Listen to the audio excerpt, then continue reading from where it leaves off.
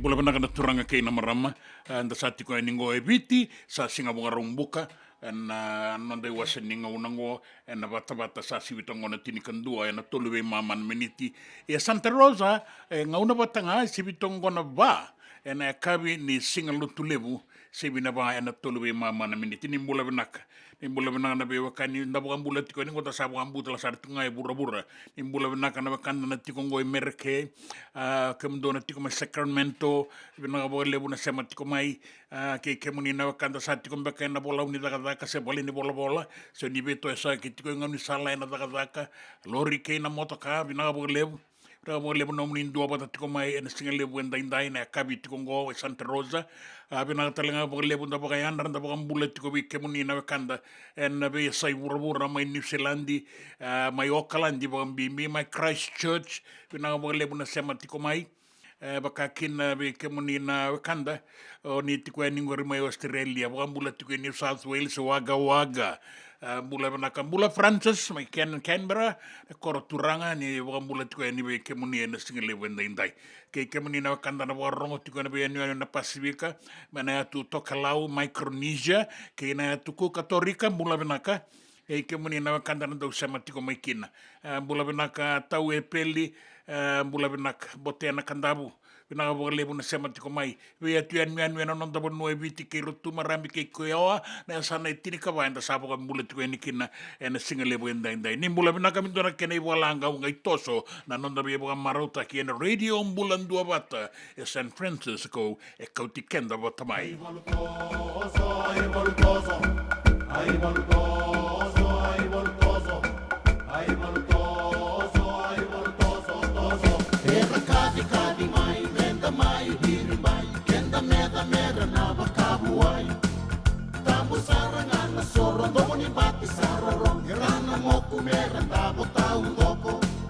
Sayaw na tangane ang nabalan wau ni la veta tuki vake Iwalu ya vasata soro wau vata keina moto Domoni tangi keina osi saro romo Rai tu mai Auna biri ke mumbai Tauna rabu kenda tumbo kolendai Tambo sarangan na soro Domoni bati saro romo Rana moku mei bakata wani lobo Romo nando moni kimbi mai mena mai biri Navanua keina kawa mena mumi Landeki liu na ganga Keiro tona leweba Ratola veno na iwa unibala Randavo kede nga Sandra na rara Sayau na ganga Sayau na ganga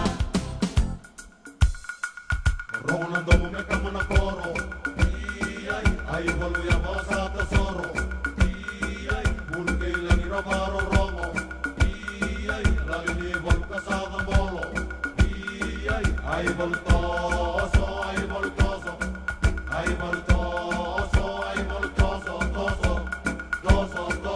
Era kadi mai menda mai diri mai Kenda meda mera na bakabuai Tampo sarangan na soro Domoni bati saroro Erana moku mera ndabo tau doko Sayau na tangane Au na bala me una mate Nona iwau ni la veta tuki vake Iwalu ya wasata soro Wau bata keina moto Domoni tangi keina osi saro rongo Rai tu mai Au na biri ke mumbai Tau na rabu kenda tumbo kolendai Tambo sarangan na soro Domoni bati saro rongo Rana moku mei bakata wani lobo Rongo nando moni bibi mai mena mai bibi Navanua keina kawa mena mumi Landeki liu na ganga Keiro tau na leweba Ratola veno na iwa unibala Randavo kede nga Sandra na rara Sayau na ganga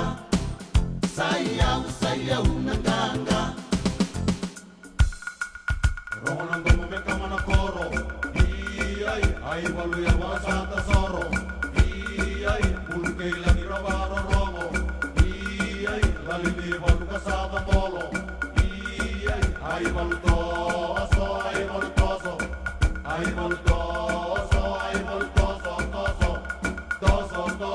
Saran roni relenga no reina kisa seva Rava kalolo mataki tuna meva Tamu sarangan na soro Domoni bati saroro Herana moku merandavo tau doko Sayau na tangane Au na bala me una mate Nona iwau ni la veta tuki vake Damai marau kede Tuwa na matani meke Rongo nando ngoni bende keina sere Sana dana ganga Saran ro kede nga Mata meke me uduki rara Marau na vanua Meda sara mai ruka Nonda kawa na vanua Sambula Sole busana taka Menda marau taka Nonda ganga Nonda toani bala Rongonan rende veiwani Sara marau na bati Saira na nonda isaki Dona nu mama tua Bula ni nonda vanua Due na linga mundo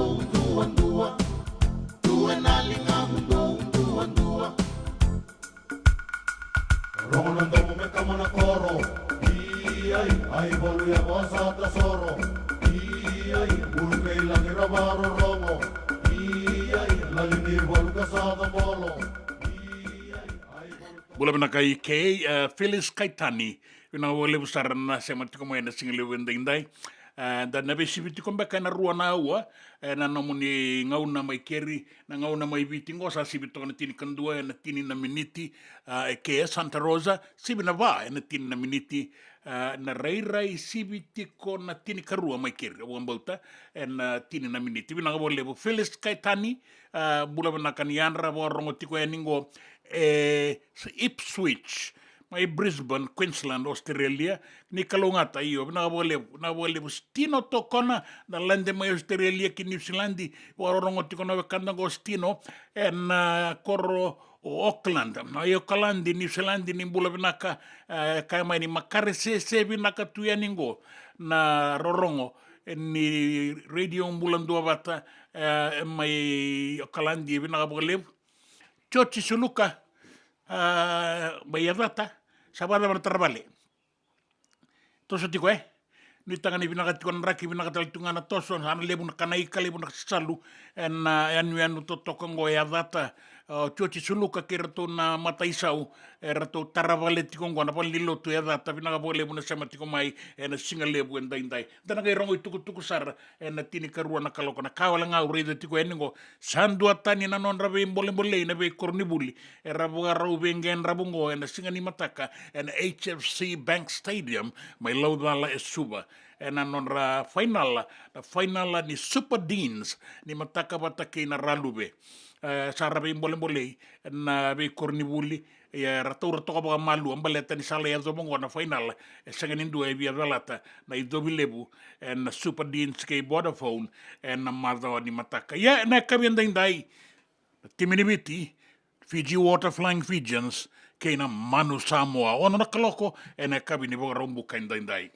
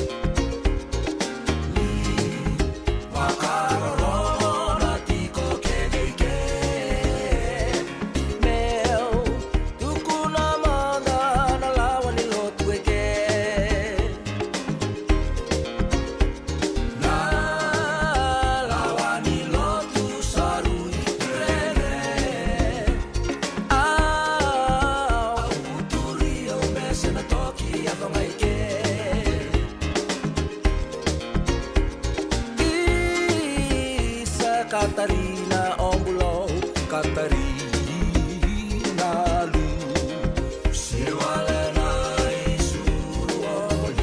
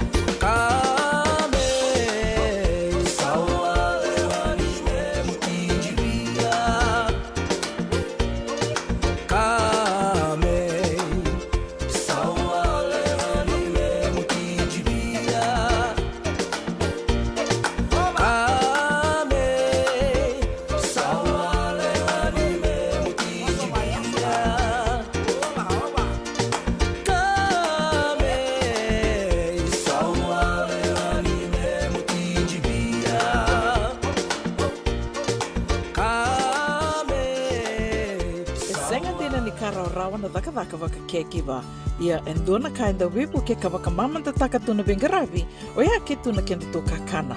Na ika, na dalo, na bisikete, na reo bata, na sunbells e tinimbulu makau. O kenda tona senga tiko nindraiva, se senga ni waka motoka, kandau dren na tutu beto seki, erto satu wakarau na Divine Pacific Food Mart, mai Sacramento, merto talaveani na nung ni boli-boli.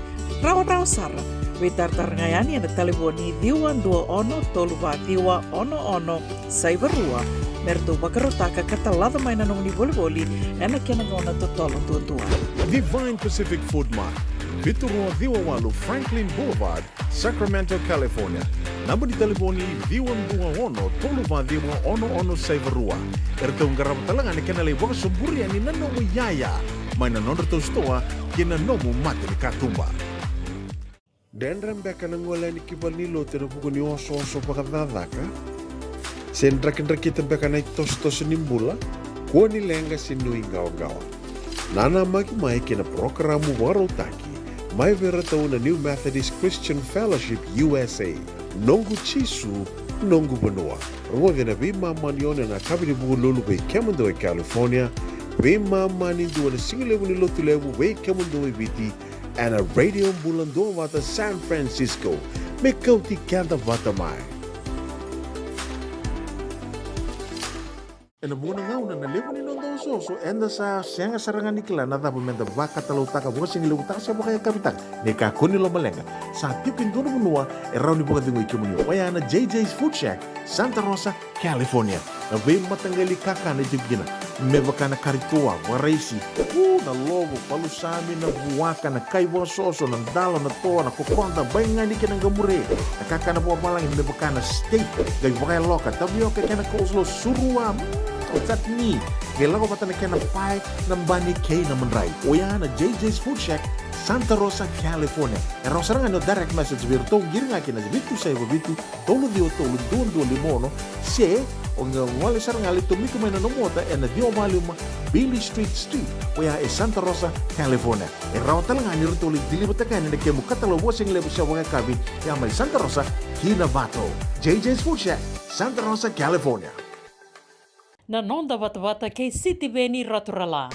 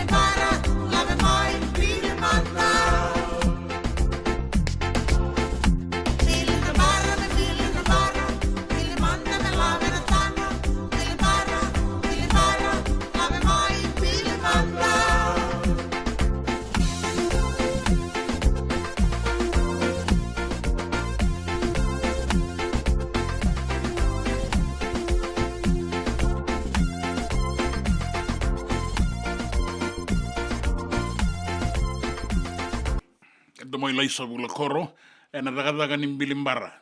Bilimbara sa daga tungo e liwa te ka bunga i suba, sa ado talitunga mai na usori, na be korni daga mai lambasa, mai lautoka, sa tiko kedekina na ngada ni bilimbara. Wamadala taka tiko e nanon dai wase ni ngawana ngoa, nanon da bata singa lebu ni kua. O laisa mai adata, me baleti rato na matai sa urto tarapali lo te tiko kina. Vina ka lebu na sema tiko mai na ngawana ngoa na e laolawa, ne choti suruka, arto sa mai bilimbara tingona no mundo marama mai adata. Vina ka lebu, ronga dai nila toso vina tiko na taka mai keri. Vina ka lebu, no seni loli. Na daurobo, quase daurobo. Na daurobongo, e dabutu mai na koro na numani o na nukuloa, mai ngau. Roto ni tau ke ni wai ni kenani. Tiko mai New Zealand, sa lai tiko sarango e Santa Rosa, atoko lango i asani vale. Mbula gora, vina ka lebu na matata, vina ka lebu na nomu ni visemati tiko mai, na mataka indai, vina ka lebu ni loloma. Iyo, da sana numi tiko ngai na sere, da bina numi tukina, da bina bota tiko kina na singa lebu indai, da ngai rongo tuku na tini karua. Na noa, wa kamburaga tiko na i tuku, ni we kaya do tiko na palimendi mai suba, sa tuku na kina na minista ni marama, me wakasa mataki me sa lesu talemanda mai na itotongi kuna. Na itotongi kuna. E sangela ko tingo na kena bibosaki. Nandura kena tuku na ngai dari mbaya ni rauta na tini karua na ngau na ibiti, na lima na kaloko na ngau na mai keri, mai Santa Rosa. Ya, na kai tuku ni tiko mai, ni sa apina kami sa lesu talemanda mai na itotongi kuna. Dera na ngai kila kina na bolita ki wainga ngarati kongo sa sivia. Sa bebo no nga indangole kina rabolita ki wainganga rabagay nga taka na wainganga rabi botaya ka na wainganga na ngone na gase na marama na turanga kwenda ubunaw ko ang gase ni singa sa edo tuzo ko ni kina na wainganga manina numakina ana kena baka sa mga bebe bo sagita ki mandera palimendi ngai bongan donu ya na yabu ni boka bulewa ni ronon dolu tini ka tolu ko e baka nga tagitungo mai biti esenga ni baka tara sa baka tambuya na numatiko ni sa mai songo na pale ni beikuna mai korowou e na tirika dio bitu sanga bulu karua na ngau na minister tiko kina ni mbula rarambo sake asi wanga ni babalangi mai na tirika dio bitu sanga bulu karua ya sa mbasi katalengo na kene bebo saki iya meranga ilewa na dau ni lewa bula bina ka elesi wong bula bina ka elesi na wale bina sema tiko mai na singa lebu indai na ngai warongo lebo tiko na irongo mai na vale ni songo.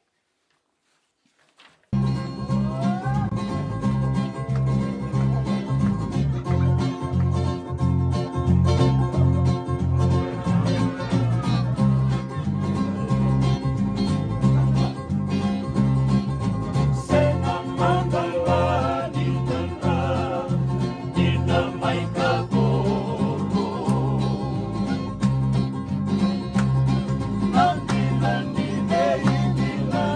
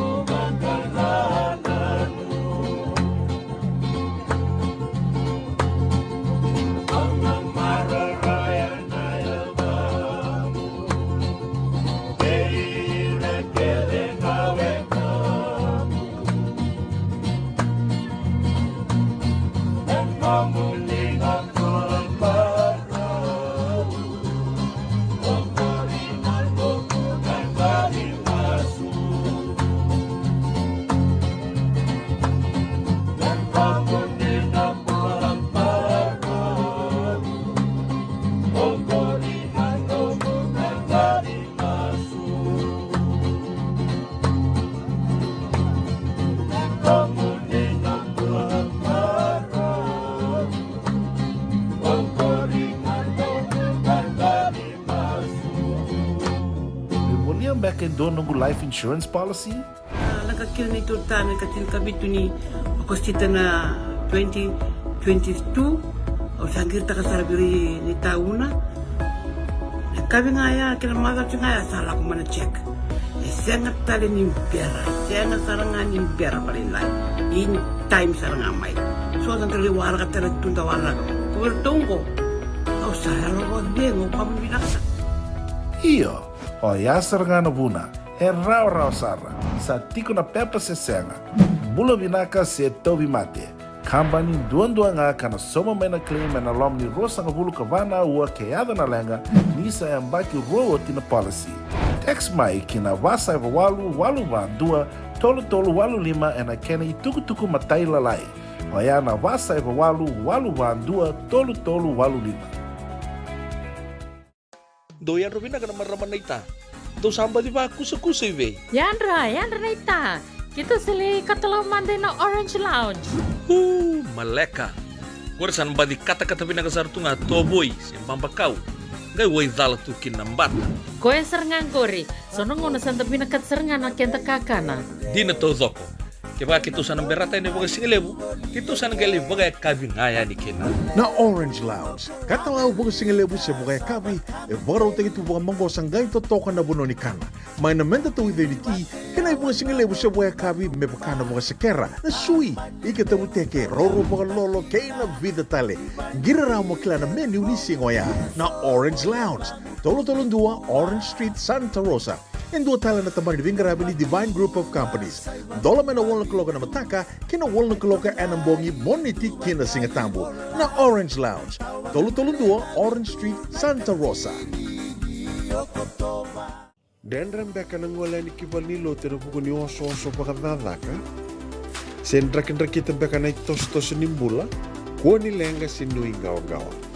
Nana magi-mai kina programo warotaki, may veratao na New Methodist Christian Fellowship USA, nongu chisu, nongu banua.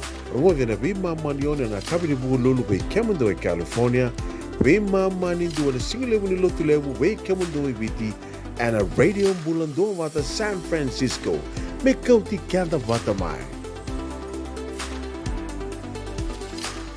Nanonda wata-wata kay sitiweni raturala.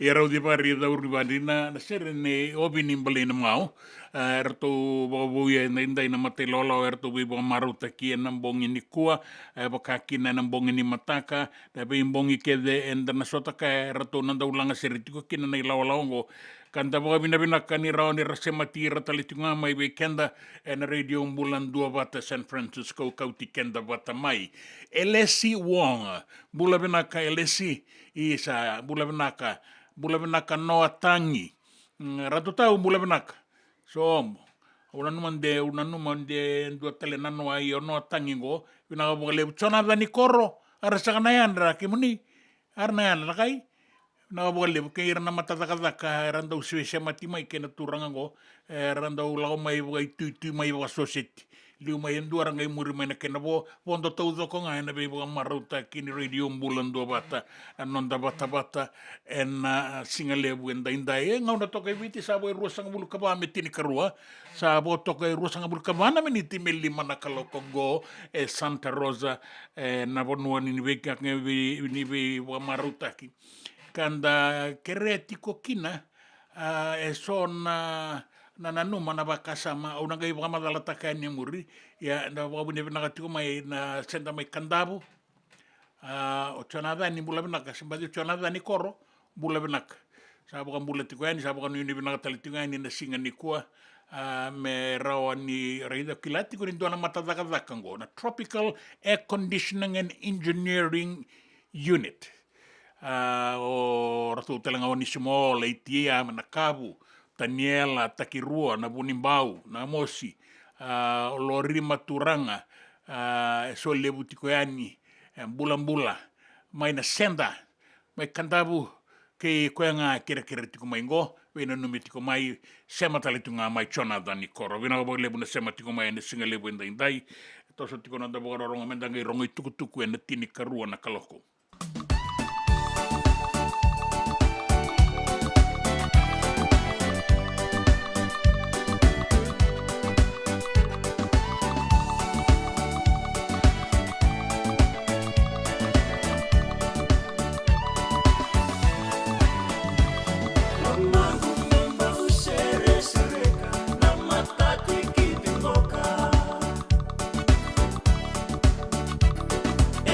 Kembangan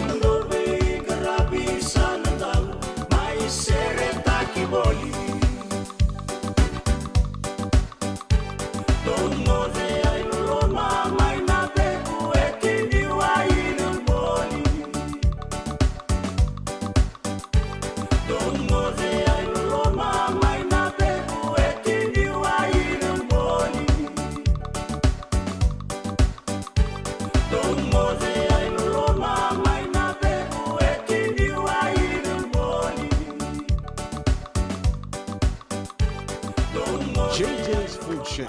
E tiku kevi kina na kankana boka biti me bakana kokonda. Lobo benga ni ngai kani do itu na bundi na ndalo se tapioca. Na kankana boka malangi me bakana steak boka elo ka kena coleslaw.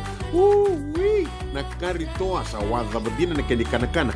Kay tiku talangana non to specials and the lomani madawa. Dau tamba na Facebook. Na doi ni tiwa ya na bani mandrai pai ke na bungatale. Go na JJ's Food Shack. Viu Valley mo Billy Jean Street, Santa Rosa, California.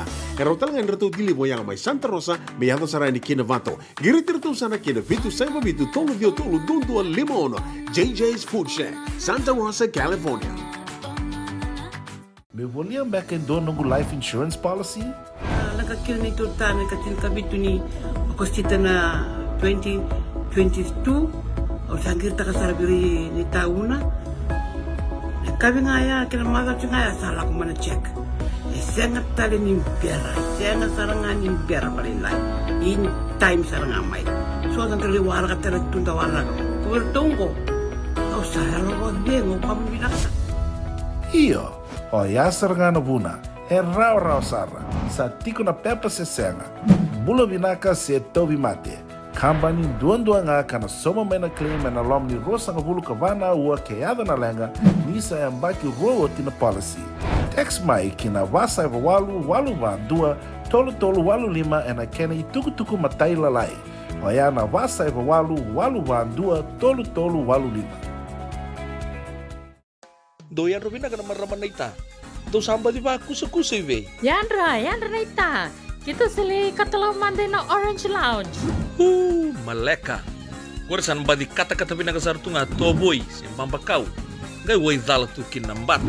Koe serengan gori, sono ngono santa pinakat serengan na kenta kakana. Dina to zoko. Keba kitu sana berata ini bagai singelebu.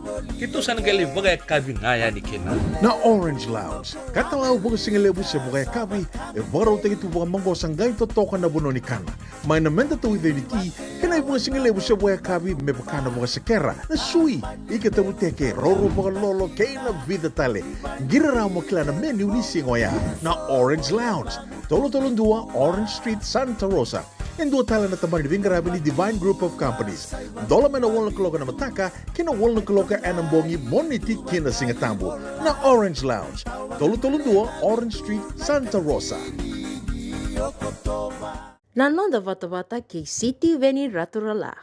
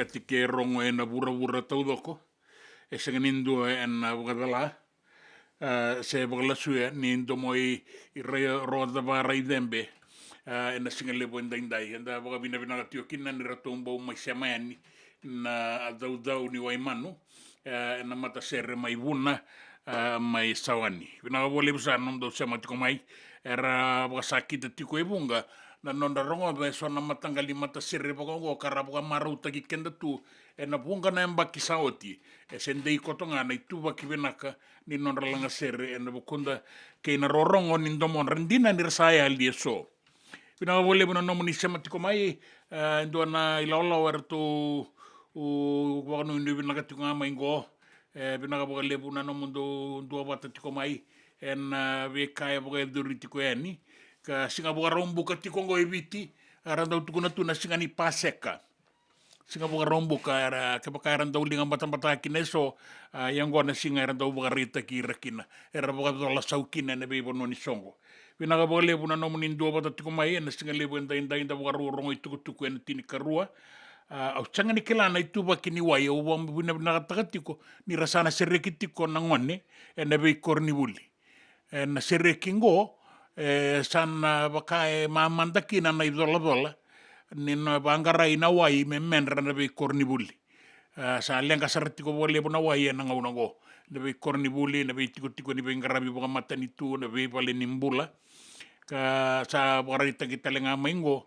ni bunga na bono era sa lenga sarato kongo na wai ia binaka me mani ni taki maroro ina wai niuda ka rauta na suise ni kau ke na sabo motoka na be ibu ke toka bgalila i weekend na singa lebu enda indai da boga bina ka tuki na ni da boga rongo i tuku na non da bono ke na be sai burabura binaka boga lebu na no muni be sema tiko mai na wekanda na singa lebu enda indai da mau be kile takatioki na be kaiso ke buni na dau taleta kana gito ragabi akabini kuwa ono na kaloko na HFC Bank Stadium suba na bengen rabuki na nanda timi ni bonua na timi ni biti na Fiji Water Flying Fijians bata ke na timi ni Samoa na manu Samoa matai ni waboki ni Pacific Nations Cup tiko ibiti na bilongo da balata ke na bembaki nandua na tombo ngo ndua tale na tombo rato tiko kina so na timi wakana timi ni merke na timi ni Japani ndananga leki sota ngani na sota ni samarala na ngito ende be bono eso ndui boga dorikina eviti ni kuwa mai viti na HFC Bank Stadium na timi ni Manu Samoa watake na timi ni viti ni mataka enda sanga rongo da kina na madala ni be mbole enda sarongo da tungo enda be kornibuli so esa tambaki mai na tukutuku so tambaki na nisibeba so be talano takitunga mali walala na non rambole na be kornibuli rasa boga rawu ya ningo kina final ni Vodafone Super Deans watake na Whitbix Ralube na madala ena singa ni mataka sarangay madalaki na soto ngo mendoni atalengani na serre kini buli binaga bole mundo waraka ni tukutuku ena tini karua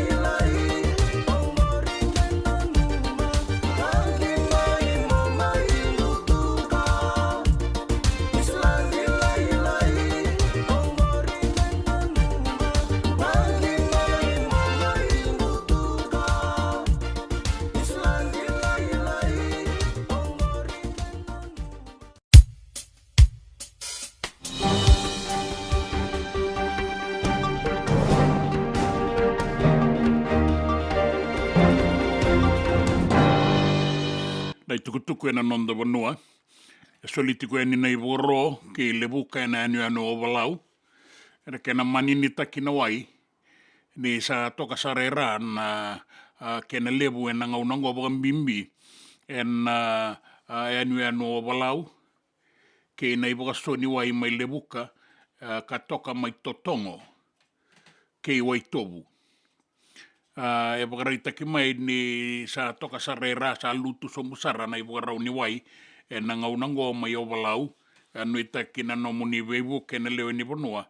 E na kena mani ni taki ke baka ngataki baka alamatua na wai. E na ngauna endandoni e tikongo. Sa toso mai nan raki mamada ka senga soti ni lebu sara na uda. E da songo barawa.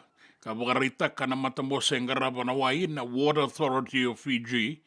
Ni sana noma me sa baka lebu taka se baka leilai taka na wai e da baka yang atak e na buku ni lenga sa tika butarango na nonda vanua e na launga a kene malembale na ngauna e rato kilani dau baka yang atak i baka lebu kina e rato nandola baka lebu me baka na kene i baka rau na be ngauna taleso e rato sana baka leilai taka saranga me na kene i baka so me rao ni be rau tike i kenda na lebu ni wai e kana non rato tambana na Water Authority of Fiji na hydrology e rato baka rei taka tiko mai ni sa kena i baka raungo me na baka ngataki kasuli bataka e tiko mai na i baka ro ke baka enda mani rawata na wai mai na uda ia menta maroroya ka baka ngataka talinga na kena oya e rau sa baka ritaka e rua na mata ki na palimendi ni rau sangata na beitala noa ni kena baka lisui mai ni totongi kuna e na nonda vanua e viti. E rau baka ritaka na mata na toni vesanga o Ketan Lal, wata ke Virendra Lal, ni rau baka ndiloya na tukutuku ni Linda Tambuya na minista ni Marama, me baka lisui tale mai na totongi kuna e na nonda vanua, baka mimbi ve ire ra baka dalai, e na wainganga ni ve baka mateni taki.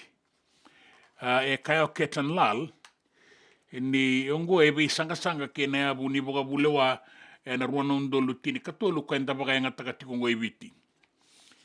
Na abu ni boka bulewa ango e maroro e na nondandondonu na lewe ni vanua ke na maroro ini nondambula mai na i boka rau e so e boka lolo matakikina na nondambula.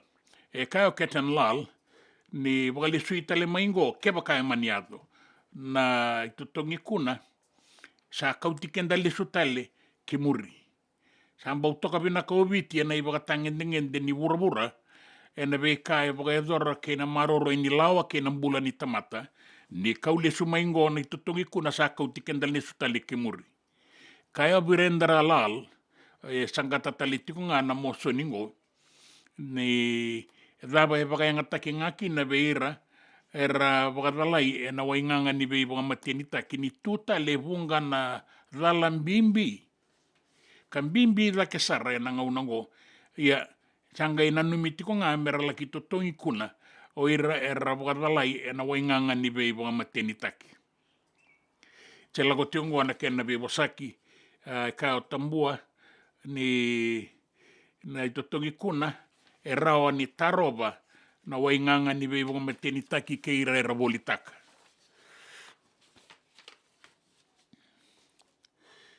Kina i tukutuku ni ngito, rato sabaka reitaka mai na doro mai kauni kuila, na timini Marist, ke tau sanga ni Matamboko.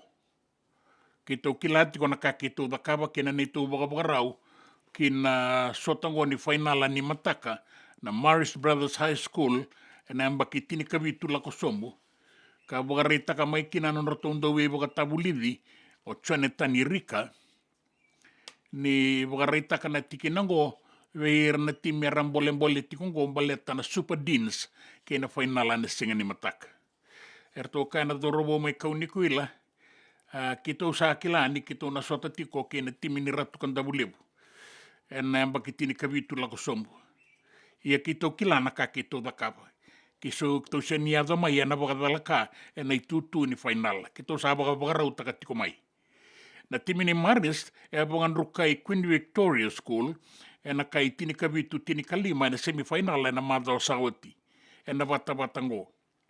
Ka rato bagaritaka, ni rato kila bagabinaka, na timini ratu kandabulebu, ke ira na be timi taleso, rambole-mbole tikongo. Sama tata tiko be rato na ngauni sala rato muria, rato na sangata lenga, rato soliana non rato ingo, na loma ni rara. Na kena madala, na ngele kimbasi ka ngai rara. Kaya na dawi baka tabuli diorika, ni sama tata tiko be rato na ituku-tuku ki ratu kandabulebu. Ka rato na soliana non rato ingo, me rato na rawata ng ganga. Kaya talenga nila hiweibu ke tiko yani, na timi ni Marist Brothers, nandaw bebo katabuli din non ratimi lewa abitu na marama na Fijiana Sevens, o saya si fuli. Ka solietiko e sona ibakasala, veira na dourawo, me baleta na sota-sota ngo, ka namagitiko e na singa ni mataka. Nina tiko nga na rakabi, bakaritaka na non daw bebo katabuli ni timi ni Vanua, the Fiji Water Flying Fijians, ni rato sana Railandia ni rara, na kabinikua, bida na dourabo me rato ngai isebu, ni ngauna me rato ngito takakina na timi ni biti. Rato ngo peli momo, apisalo me vota, Moses Robi, ke buata karawalebu. Momo ke karawalebu era na tegabu na saranga nang gito, na tegabu ning gito sorobi bata ke ibuata era nangai ibisu somita ki mai. Ya sa irango na durobo era sana tubarau ena kabiandaindai mera tokara na singaleti bula-bula ni timinibiti na Fiji Water Flying Fijians. Na yatu iliu haraeti hetet tevita i kanivere na kapitani ke Samuel Tawake. Oana yatu iliu. Beirau na toka mai muri, iso na sila-sila kei temo mai ana Vanua. Rau na toka isa, batini skram o melindera na langi kei kiti one Salawa. Ka toka nei tutu ni last man down number 8 o Elia Dana Kaibata. Nangai sematira tuya ni kina ya tuya muri o Frank Lomani, wata kei Caleb Munns, na itutu ni fly half, rau toka ina loma, na inside outside center, o inia tambua bou wata kei Yosefo Masi, ka rau taisa usaratiko mai, o Momo wata kei Celestino Rabu Taumanda. Nangai toka mai muri, o boate karawalepu. Ka nanumitiko ni rato na tu bakawawa na bisu samitaki o Mesula Mendolokoto, Roni Maui, Penny Ravai, Leone Ro Tuisolia, Albert Tuisue, o Sorobi, Isaiah Armstrong Ravula, kei bota. Na tega bunang gito na kabiandaindai, na ono na kaloko na HFC Stadium, na korturanga suba. Kinabia sa ibura-bura, sa bagarita ki may mereke, na itini ni bagandindike ki maliwalala na NASA, ni rato sana bagarau banataka, ki maliwalala endua na nunrato wanga, merawa nila ki bagandindike ani, kinabura-bura lalai tu na nonda maliwalala. Na singa moniti, sana buka kina na wanga ni mali wala lango ka nanumitiko ni sa ikuengo na ilako-lako me rananga iado talekina kinabula so erabaka ni bura-bura ni sa tingo 5 bulu na embaki. Nangauna sana biuta kina na bura-bura na wanga ni mali wala lango bukada tiko 2.3 na milioni na maile ni mbera ninga yado ya ni na Vanua yado kina na tauriko ya basanga bulu karua na singa na Artemis 1 nga ilesu tale mai ki bura-bura na Pasifika dua namba rabi bole kati San Diego na bula okotoba na katini ni singa ka buka reita ki mai kina. Ni nona e azo mai oia, na dua tani na i tukutuku e kautamai, na i tukutuku ni bunga nindike ke na vei kai tu e mali o lala, mea kauta leso mai ki vura. Na ilagola kongo ni Artemis 1, rato bukarau takanga ni nandau ni bunga nindike, mai mereke, me baka lesu i tali kina na tamata, kina bula, kana numini na baundua na marama, e na bondo e ni kina.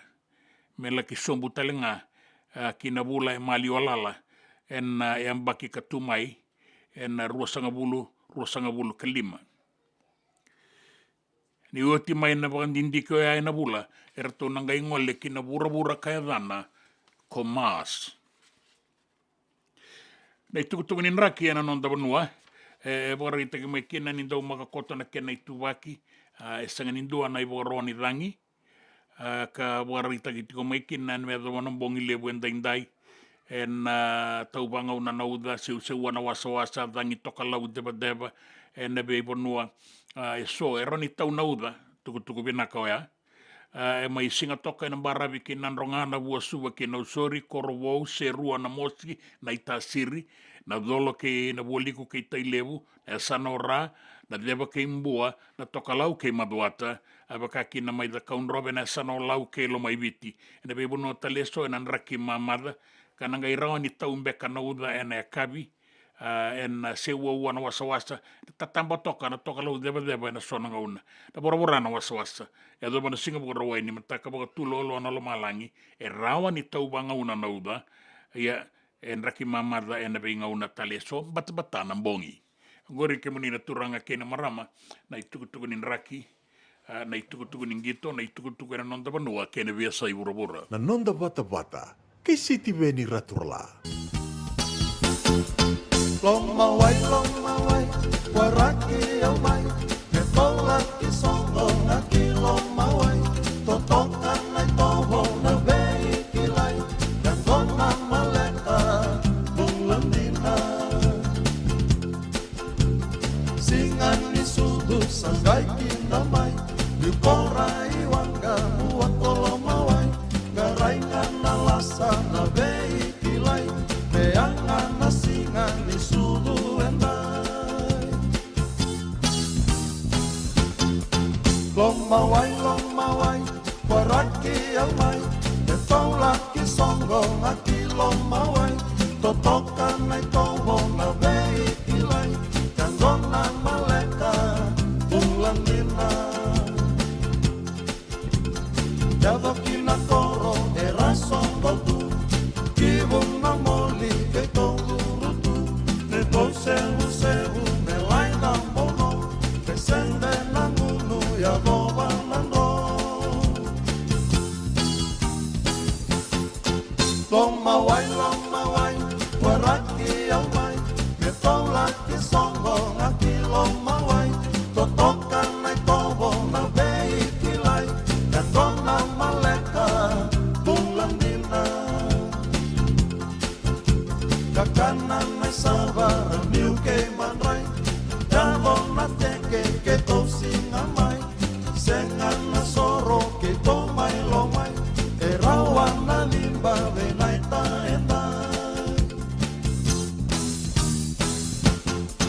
Lomawai, waraki au mai, me tau laki songo ngaki lomawai, totoka na tovo na vei ki lai, kandona maleka, bulandina.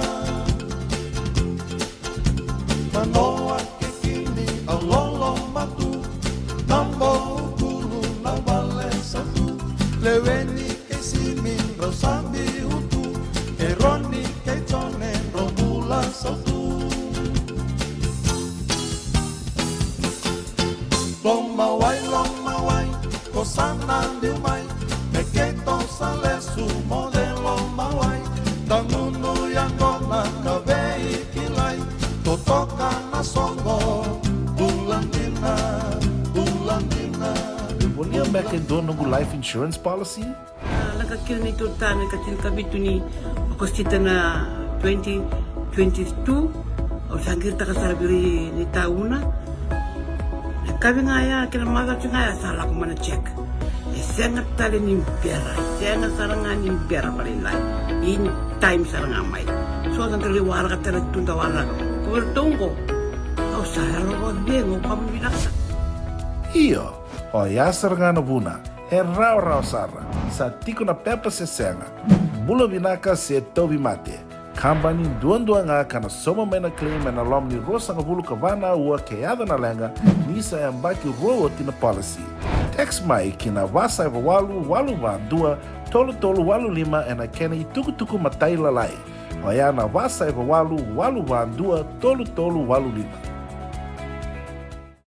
Doyan Robina kana maraman naita. Do samba di ba kusa iwe. Yandra naita. Kita sili katalaw mande na Orange Lounge. Maleka. Gorsan ba di kata-kata pinakasartunga toboy simpang pakau. Gai wai dala tu kinambat. Koe serengan kori. Sono ngono santa pinakat serengan na kenta kakana. Dina to zoko. Kaya kita sana berata ini bagai singelebu. Kita sana gali bagai kabi ngaya ni kena. Na Orange Lounge, katalau bagai singelebu se bagai kabi, baru tadi tu bagai manggo sanggai to toka na buno ni kana. Mai na menta tu ide ni ti, kena bagai singelebu se bagai kabi me bakana bagai sekera. Na sui, ike tabu teke roro bagai lolo kena vida tale. Gira ramo klana menu ni singoya. Na Orange Lounge, tolong dua Orange Street, Santa Rosa. En dua tala na tamani vingarabi ni Divine Group of Companies. Dola mena wolna kaloka na mataka, kina wolna kaloka anambongi moniti kina singatambo. Na Orange Lounge. Tolu dua Orange Street, Santa Rosa. Dendram beka nang wala ni kibal ni lote na buko ni oso pakadadaka. Sen drakin-drakitan beka na itos nimbula, kuha ni lenga sinui gawa-gawa. Nana magi-mai kina programo warotaki. Mai vera tau na New Methodist Christian Fellowship USA. Nongu chisu, nongu banua. Rongo na bima manione na kabini buku lulu bei kemando e California. Bima mani dua na singilewu ni lotu lewu bei kemando e biti. And a radio bulan dua wata San Francisco. Me kauti kanta wata mai. Na nonda wata kay City Veni Raturla.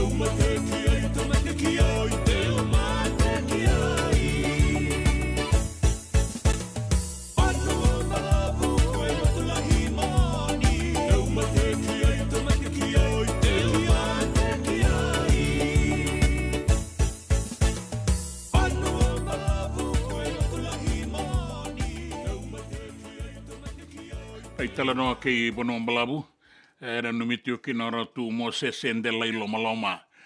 Mbula wanaka, rauna numita litunga kina na biwatini o finau, tina i chosua, tama i chosua an mbula wanaka.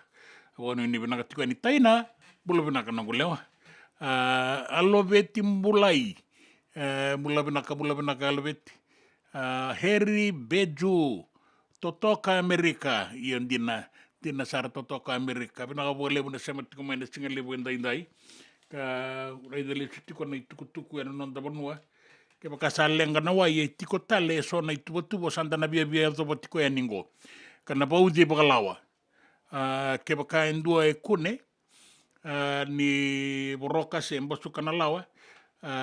Sana rai kau baka bilewai.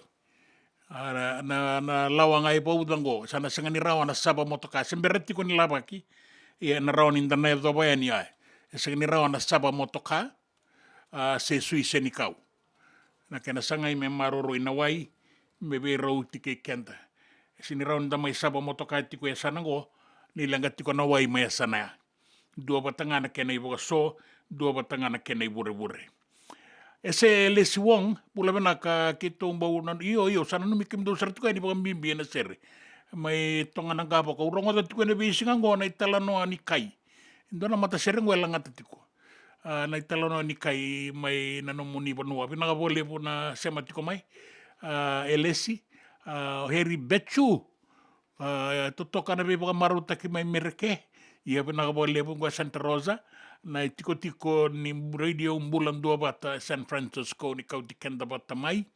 Litia len dua lodo, binaka tiko na bengarabi, binaka buka lebu na sama tiko mai, bata kei chona dani koro, bula binaka na wakangu. Binaka saka na bing bulang ngodi tiko mai na sana lebu ko mereke. Tamani lebu na sana bagita mera. Ia binaka buka lebu na nomoni sama tiko mai. Sabaira korlasen duan ruka baka bina katiko ya ningo baka rorong sarati ko na maramango mai tabe uni na were mbula kibiti era mbau baka rorong taliti ko ngame kina ndo mbula binaka na kanda ndo baka rorong tiko mai kina na tiko ni mata ni tu mai wayebo binaka boleh muna baka rorong tiko mai ndo mbula mengeleni binaka boleh muna sema tiko mai na singa lebu indai.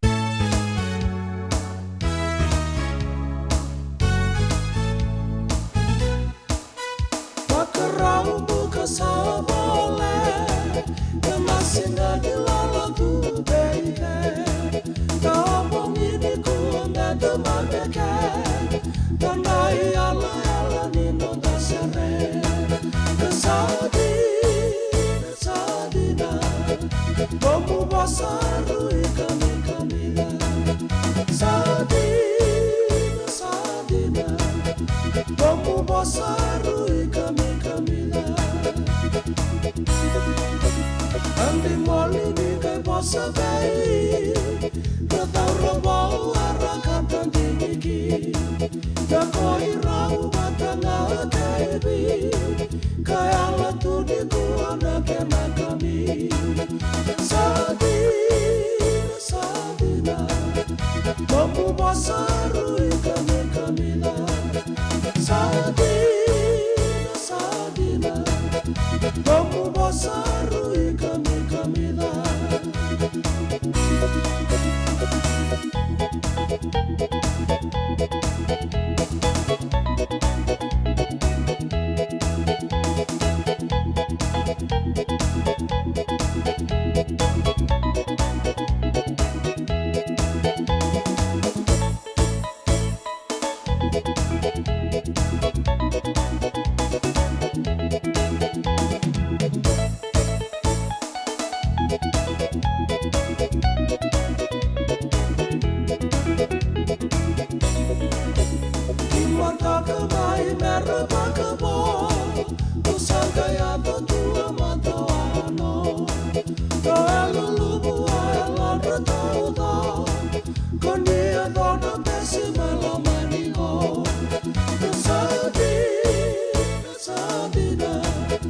Vamos passar e caminha.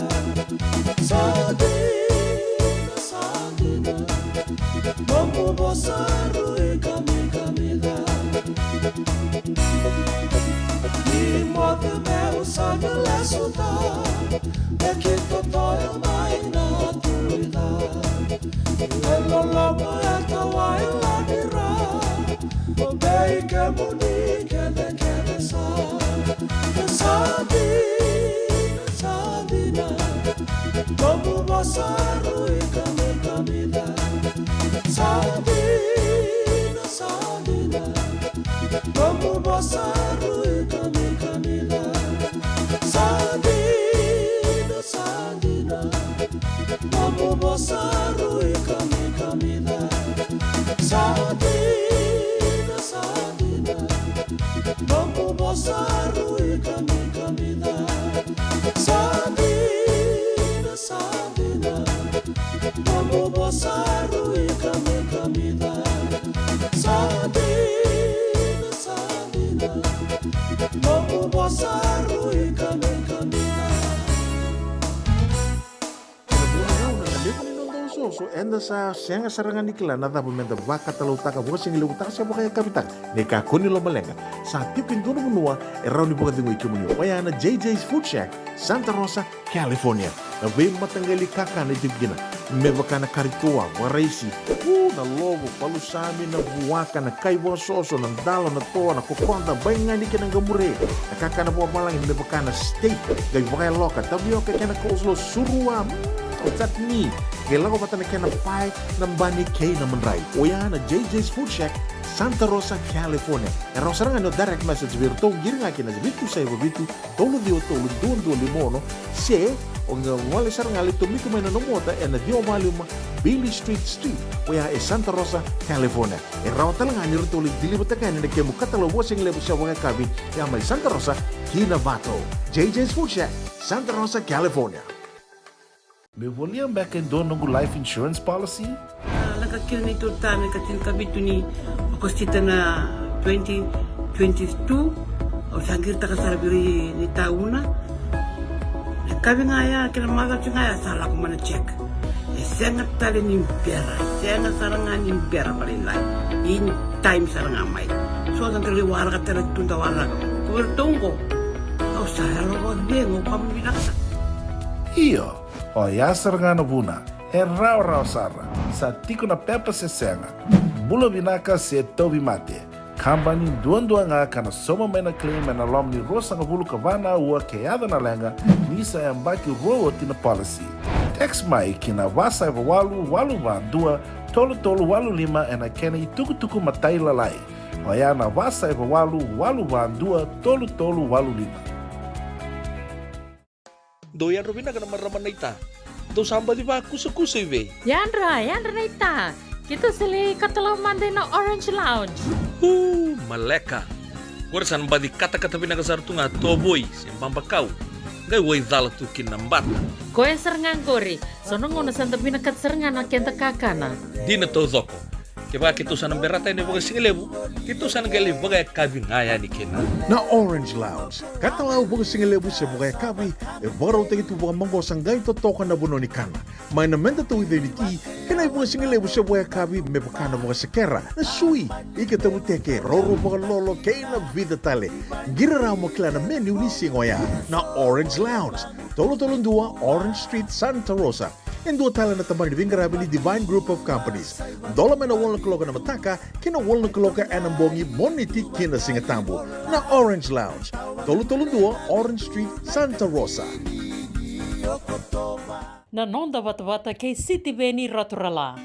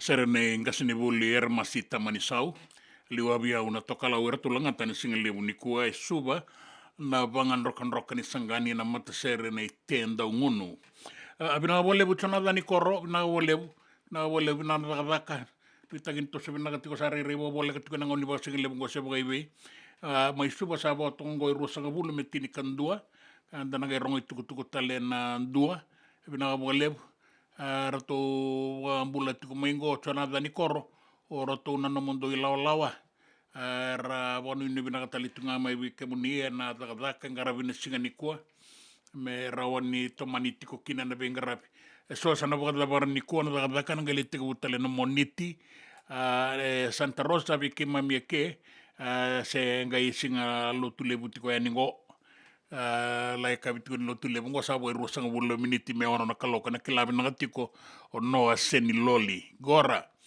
sin madalon le daga daga ni kua se senga ke baka kina sare rebole ka sare tiko na ngauna ni daga daga ngo wata ke walls langi binaga bo lebu na no muni sema tiko mai na singa lebu ni kua lebu na bebu no ni daga daga randu bata tiko mai rasa bia ba na no matale tunga na boga singa lebu na ngau ngo ni boga rombuka sa singa tuni paseka na singa boga rombuka ni kua na no matuna be kai so na gela kiado na kabi so mbaga na mboste na so levaki so ta boga songo ya na kabi ni kua nangito mai suba nangito na kabi ni kua ngo nangito mbula na duanga nangito ni nonda timi ni biti na bo ni ambaki ngo ibiti ko ngango singa boga rombuka ni kua air na gito tinga mai bonua tani na sotali na bonua era na bingole kikina na bianu na Pasifika na gonga na gito na boga duribiti menta saraba kina na Fiji Water Flying Fijians na gito karawala ki boga dor mai San Diego kina All Blacks sanga soti ni rebi na kasara kina na timini biti ba kabiau ni sini tubi na kasara na ngonra tu tu ba ki boga da sanga ni kela na be kayado baleta niya bakan di taga tiko may nandawi bakan tabuli di Mick Byrne ni sa tuba raw ni timi kaya sa tuba raw na yalo na yango ngada taudo ko ningito ni kuanda na kay bakan dinataki na mero sota kaya na timi ni Manu Samoa and matay ni waboki ni Pacific Nations Cup mero na sota kina na kabi ni kuya na wano na kaloko na HFC Bank Stadium may suba kendera kena bonda sana kay sara tumbek nga sa tiko ni matatabi au na bugarita ki may na television sa sang nuita ka ni bakakin inda na nuita ka tiko ni natosubin na kanan ranggito na dorobo menda rida man ibebi timi bo sara tiko nga na timi ni biti tiko ngo kapitani e bo inda nuita ka tiko indo na madala binak talitak ta maruta ka gitu ni kuan ni mataka ya na bengen rabu na be kornibuli ka da sabo ka pinapinakin na be timi ni kornibuli ratungo sabi be bakanga na timi ni biti era be bakatabuli talitunga kina so na daung gitu kilai ki na daung be bakatabuli kilai ya na daung no sang bagani rongoti ko na yandra ya era tiko kina baleta ni rabuli o tikina se rabuli kina non rai tumbu se rambo se matale tiko ngakina bota ke ira na kukerubuli ngwana non ra ilago bagabuli se na tiko nga bagabioka ni ndabe se maditukina da bono ni na tundra ngona binanga ningito ko tika buna kabini kwa like da bana singa boga ni mataka na sota ni Vodafone Super Deans bota ke na Witbix raluve gorna madala ningito na itukutuku na nonda bonua nandu na kaloko e biti en ono na kaloko na nonda ngauna ke Santa Rosa.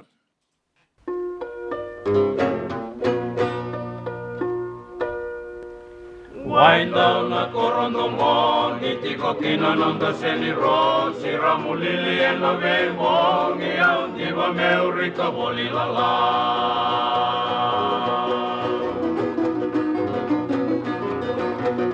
Sitara la la, sitara la, rukuna meli en la ro, muang tambe sombo meu kunu la.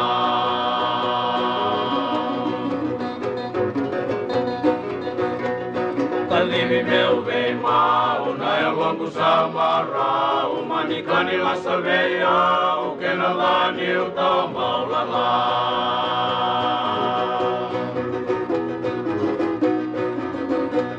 Sitara la la, sitara la, rukuna melia na romo, au tambe sombo meu kunu la.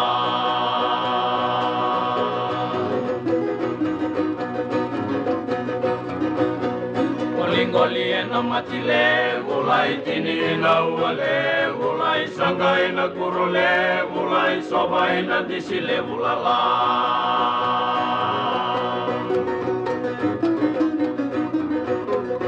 Sitara sitara la la la la, sitara sitara la la la la, rukuna meliena romo, au tambe sombo meu munu la la. E senga dina ni kara rawa na dhaka waka kekiwa. Ia endona kainda wipu ke ka waka mamanta taka tuna bengaravi, o ia ke tuna kenda tō kakana. Na ika, na dalo, na bisikete, na reo bata, na sunbells e tinimbulu makau. O kenda tōna senga tiko ni nreiva, se senga ni waka motoka, kandau dren-dren na te tō beto seaki, erto sa tō waka rau na Divine Pacific Food Mart, mai Sacramento, merto talaveani na nung ni voli-voli. Rawa sara. We tartarangayani na taliboni diwa ndua ono toluwa diwa ono saivarua merto bakarotaka katalada mai na nung ni voli ena kena ngona totolo tua. Divine Pacific Food Mart, Viturua Diwa Walu Franklin Boulevard, Sacramento, California. Namba di taliboni diwa ndua ono toluwa diwa ono saivarua. Erto ngarama talanga ni kena lewa sumburi ani na nomu yaya mai na nondro to stoa kena nomu mate ni katumba. Dendram beka nangola ni kibalilo te puku ni oso pakadadaka. Sen drakin-drakitan beka na tos nimbula, ko ni lenga sinui gawa-gawa. Nana maki mai kina programo warotaki, mai vera tau na New Methodist Christian Fellowship USA, nongu chisu, nongu banua. Rungo vina bima manione na kabini buku lulu bei Kemando e California, bima mani dua na singilewu ni lotu lewu bei Kemando e viti, and a radio bulando wata San Francisco, me kauti kanda wata mai. Nanonda wata kay sitiweni raturala.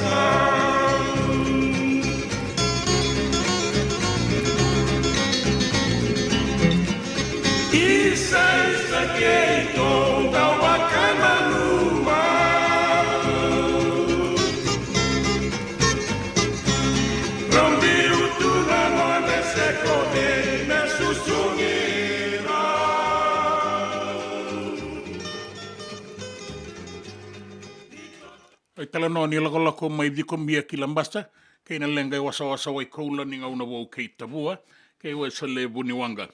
Wakambula tiko e ni wei ke muni na kanda ni sa semar lao tiko mai, na wau le buna nonda mai toso bata, e na singa le buen daindai, kei na kabi, ni sa bo leka tokango na ono na kaloko e Santa Rosa, me tana ngai rongo i tuku e na ono.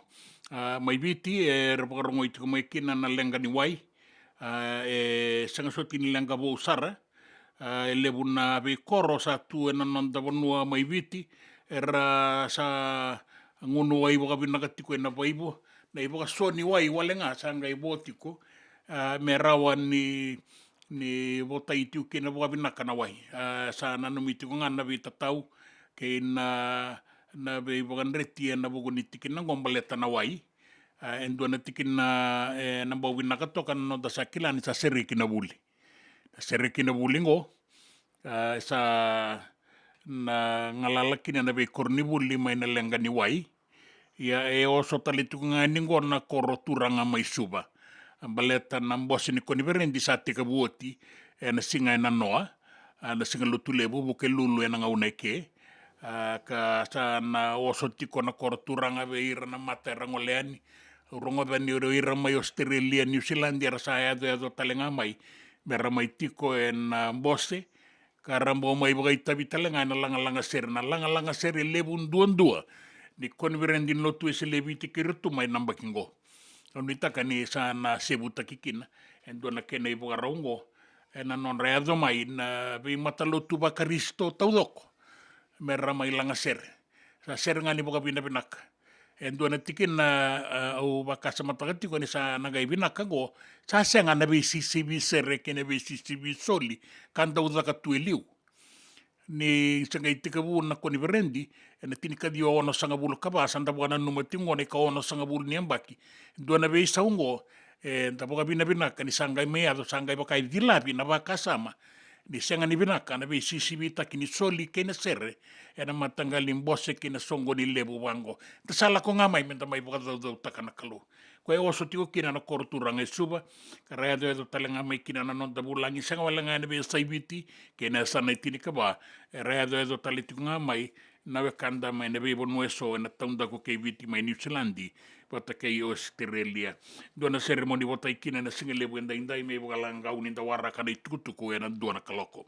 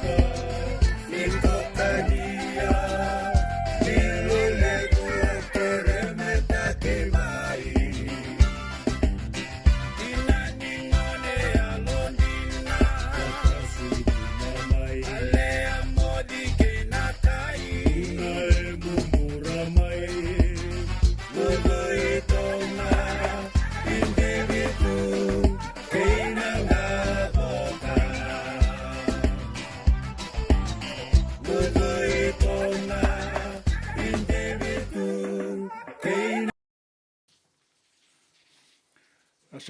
kai en budan na tembar na numandir tu warong tu mekine so tu asa kai kiri seri ti ko ngamai na serengo ya bola kan inda orang tu ngai bisinga da unu tangan do marau ta tu kina na ibu single lebu nikwa be kemuni na kandan sanga lala mai sa bito so kini ngau sala so sa tangi dengu tangi bulan tu mandangani na singa lebu ni kua na be bono ni laga mai suba sa singa boga rombuka ya sabia suka na laga ngo ke Santa Rosa sa ono na kaloko do ara kana itukutuku na non da bono ke na be sai burabura do na kere raramba ya lago tiko mai me ramba boga maruta kita lenga kina rakinda wakia nikina na mata ke ira na be mata songo ke ira na ibaba ko sor saya do tiko mai suba kara sema tiko mai na singa lebu ni kua na radio umbulan dua bata San Francisco ni kauti kenta bata mai na numini rasati kongo suba iyo binaga bole buna do mai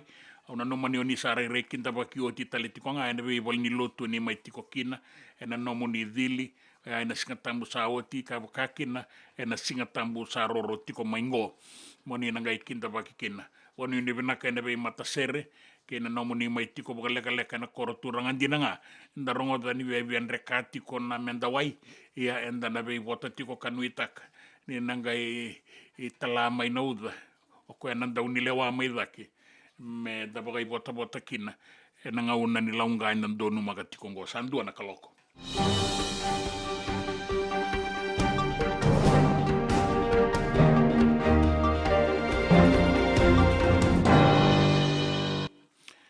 e barita kemani sa tatara mai lebu kana lenga ni wai ka sa solitiko ni kina na iboro me mani ni takina wai mai obalau na ibo soni wai tiko kina tiko mai totongo en koro lebuka toko bole katanga na station ni obisa ya na menrawai wande o takitale tunga mai lebuka bagabiti ke waitobu ka bagambauti ni narawa ni nda bota na wai sa tikongo na bono eso nda tikokina wambimbi na no balaun sa pa kilai tikokina ngona lenga di wai ka bari taka tikomani tukongo na matambose ngaraba na Water Authority of Fiji na nona sa tikebu maroro ya kamani ni takana wai na dona kene wale ra baga taka tikongo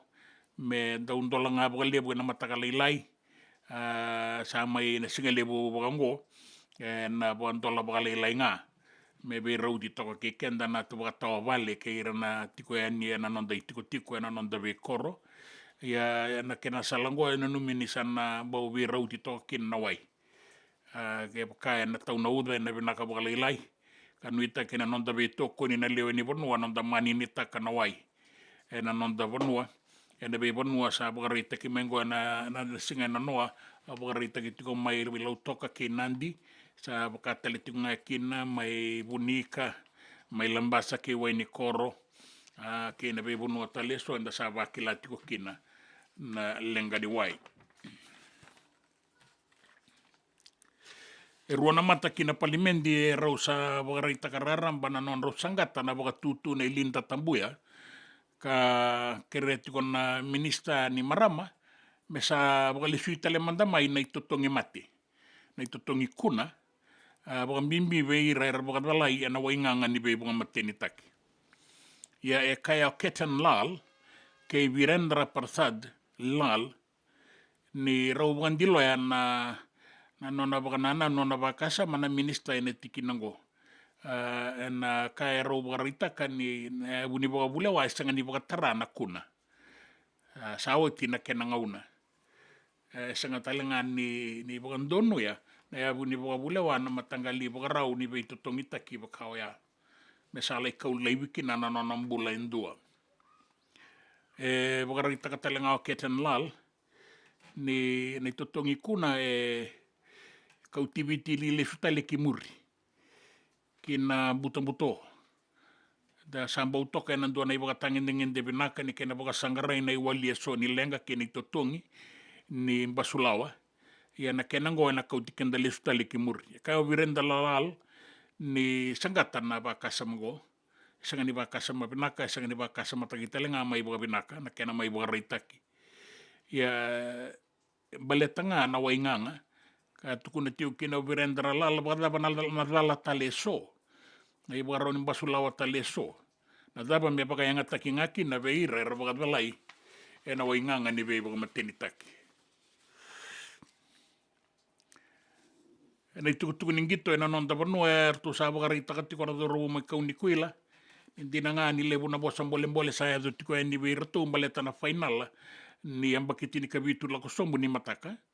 Ia erto kaya na Maris Brothers kito sanga ni matamboko. Kito saya do mai ngona final na ni tu baga baga rau. Kito sa baga rau takatalitu nga mai nang gitongo ni mataka e rau na sota tiko. Na timingo na final ni mataka na ambakiti ni kabitu lako sombu ke ratu kandabu levo. Erto kaya mai kauni kuila kito sa baga rau talitiko nga. Kito sa kila ni timi ke de rezo mai na final era timi bibinaka. Saka nindo ya tu mai na final na kani baga balaka. Ya kito sa baga rau tiko ya nikina. Na timi ni Maris ngo ya baga ruka na timi ni Matabatu do na Queen Victoria School na embakiti ni kabitu lako sombu na kai tini kabitu kai tini kalima. Rato sa baga reitaka mai kito sa sasangati ngo me kito na rawata na ulu ni dobi na bata ngo ni embakiti ni kabitu lako sombu. E bebu ke tiko be rato nanda ue baga tabulidi ni timi leo abitu ni marama na Fijiana o sa ia si fuli. Ene kabiniko e rauna sota kina ene bengen rabu mwelo dwala na timi ni nonda banua na Fiji Water Flying Fijians watake na timi ni Samoa, na Manu Samoa. E baga ritaka o Mick Byrne nanda ue baga tabulidi ni timi ni viti rato sana baga ritaki rato kina na dorobo e so rato sanga i dorobo tiko ene timi ni viti. Na numan ni ngauna binakangko me rato sa baga ritaki rato talengaki na rato mbaundingi taki. Me rato ngito talenga na kabiandai o e peli momo Apisalom me bota Moses Sorobi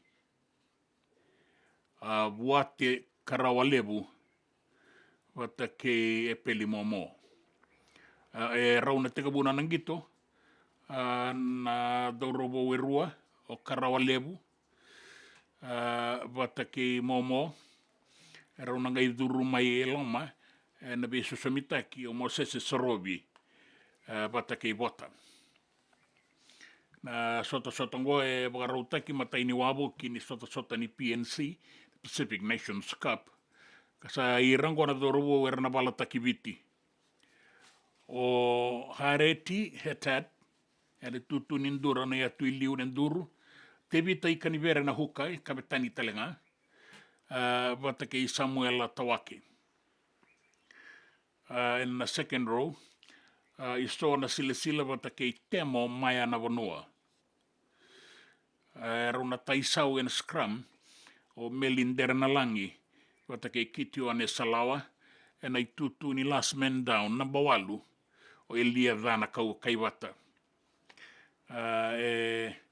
na numitiko ni rato nangai toka mene ya tuimuri o Frank Lomani watake Caleb Mans ena i tutu ni inside center outside center ini atambuabou watake Yosefo Masi rauna taisau toka e ni o Celestino Rabuto Manda ke e peli momo ena io tini tatango maki muri na fullback Wate Karawalebu sa irango na dorobo ra sandingitaki merana matataki kenda na raraningito e laudala HFC Bank Stadium ena sota ni Pacific Nations Cup kina biasa ibura sana teka bubana taki na madongo na wangani mali walala men ngole tiko ni na bagandindike kina bura era tiko na taundaku ni nonda bura na lako tiko kina na Artemis rato na timingo rato sa bagandonu i rato na baga bulu bukada endua na wangani mali walala sa tingo ili masanga bulu na embaki Nei uti ni ngauna se va kau kina na tamata kina bula. Changa yo koe talengo. Ka nanu mini nangole tale tiku ngaki nendua na marama. Me tomani rato na ilagolako. Me rato na lako ya ni kina bula. Ni rato saya do kina.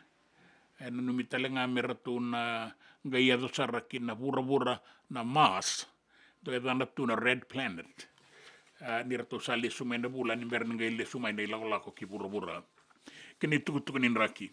Se ua na wasa ka rungu na lamalangi tau na uda na sona ngauna. Ka na dau maka toka na nan raki ni duru ni wanga. Na ngai tau na uda na kabi. Se baka tulo lo tu ngana lamalangi. Na rungu tu na banua na singendai sanga sutingani baka na kai nama kitiko.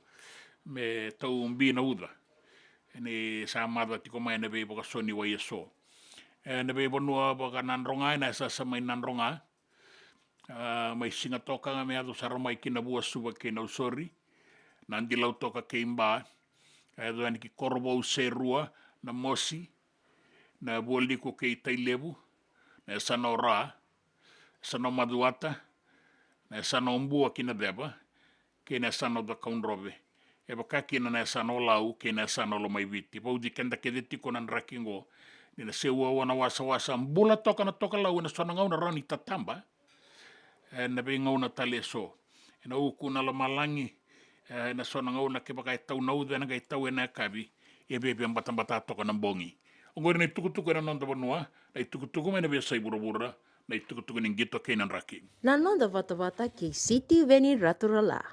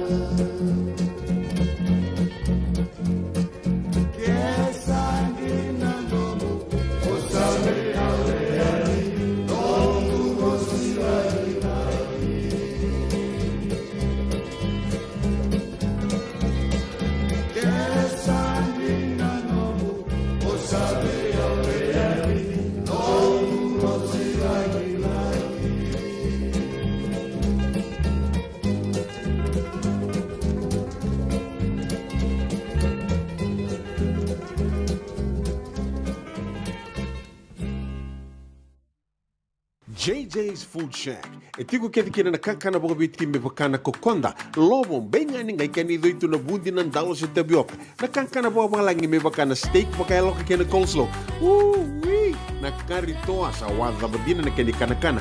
Kay tiku talangana non to specials and lomo ni madawa. Dau tamba na Facebook. Na doi ni tiwa ya na pani mandrai pai kay na bugatale. Gore na JJ's Food Shack. Viu Valley mo Billie Jean Street, Santa Rosa, California. Pero talagang rito dili mo yang may Santa Rosa, may ato sa rani kinavato. Giritirto sana kinavitu sa mabitu tolo dio tolo dundu al limono. JJ's Food Shack, Santa Rosa, California. Me voliam back in dono life insurance policy? Nakakira na ito tayo, katil kabitu ni akostita na 2022. O sagir ta kasarabiri ni tauna. Kami ngaya kila mara ngaya salah aku mana cek. Sangat tali nimpera, sangat sarangan nimpera paling lain. In time sarangan mai. So dan terliwara kata tunda wala. Kau tunggu. Kau saya lo bengo kamu bilang. Iyo, o yasar ngana buna, e rau sara, sa tiko na pepa se senga. Bula binaka se tobi mate. Kambani duan nga kana soma mena claim na lom ni rosa nga bulu kavana ua keada na lenga nisa e mbaki roa tina policy. Text mai kina wasa eva walu van dua tolu walu lima e na kena i tuku matai lalai. Oya na wasa eva walu van dua tolu walu lima. E senga dina ni kara rawa na daka waka kekiwa. Ia endona kainda wipu ke kawaka mamanta taka tuna bengarabi o ia ke tuna kenda to kakana. Leika na dalo na bisikete na reo bata na sunbells e tinimbulu makau. We kenda to na senga tiko ni driver se senga ni waka motoka kanda u drendre na tutu beto seki. Erto satu wakarao na Divine Pacific Food Mart mai Sacramento merto talaveani na nong ni boli. Rawa sara. We tartarangayani na taliboni diwa dua ono toluva diwa ono saivarua merto bakarotaka katalada mai na nung ni boli ena kena ngona totolo tua. Divine Pacific Food Mart, Vitorua Diwawalu Franklin Boulevard, Sacramento, California. Namba di taliboni diwa dua ono toluva diwa ono saivarua. Erto ngarap talangan ni kena lewang suburi ani nanomu yaya. Mai na nonor tostoa kena nomu mate ni katumba. Na nonda bata-bata, kay City Veni Raturla. Della ni rabo-rabo, della ni rabo-rabo, ni vilava tua bula, ni vilava tua bula, itu to amati amani, denambong ingani uwa. Ronro semua udiwai, ronro semua udiwai. Ronro mani eruna, ronro mani eruna. Ronro bale bula bale lala, karamai kai andua. Oi koroli, oi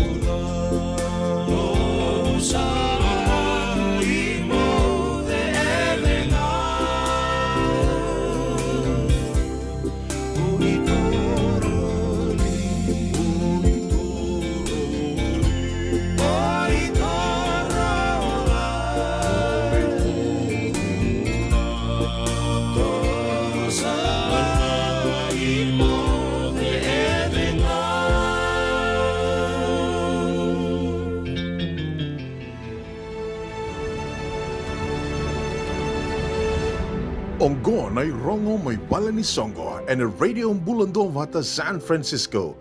Mekauti kanda vata mai. Songo ni singa kay Tailevo. En na singa buwa roa ni katulus ang wulukan dua ni Okosita. En na bagay dori en ang 225 Griffin Avenue, Santa Rosa, California, 255 Saiba Bitu. Kay na solebu ni marau ni ang bakinduanan rau ni Cornibuli na ratu kanda bulebu school. En katini katolu ni September. En nabula katumai. Na lima na kaloko kinatini kandua en akabi. Bukai doriti kona songo en a Holiday Inn Express and Suite. En na D12 Vitu Lima Mba, West Stockton Boulevard, Elk Grove, California. D15 Vitu Lima Walu. Nanonda wata-wata kay sitiweni raturala.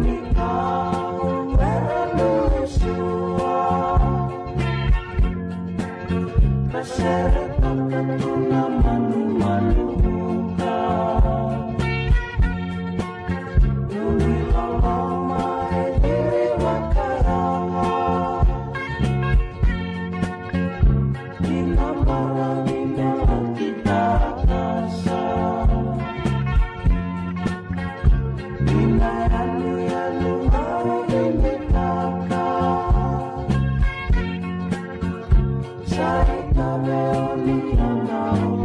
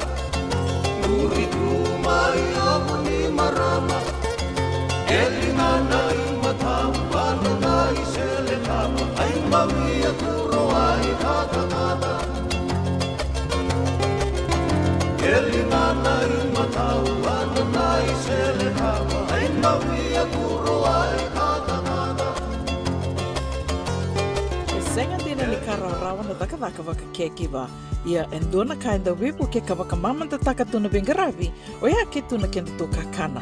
Leika na dalo na bisikete na reo bata na sunbells e tinimbulu makau. We kenda tona senga tikunin driver, se senga ni wakamotoka kandau dren na tatu beto seki, erto satu wakarau na Divine Pacific Food Mart mai Sacramento, merto taladayani na nung ni boli-boli.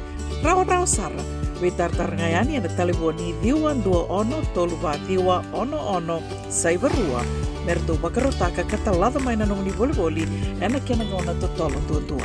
Divine Pacific Food Mart, Viturua Diwawalu Franklin Boulevard, Sacramento, California. Namba di telefoni ono toluva diwa ono saivarua. Erto ngarap talangan ni kena lewang semburi ani nanomu yaya. Maina nondor to stoa kena nomu mati ni katumba. Dendram beka nangola ni kibal ni lo tena buku ni oso pakadadaka.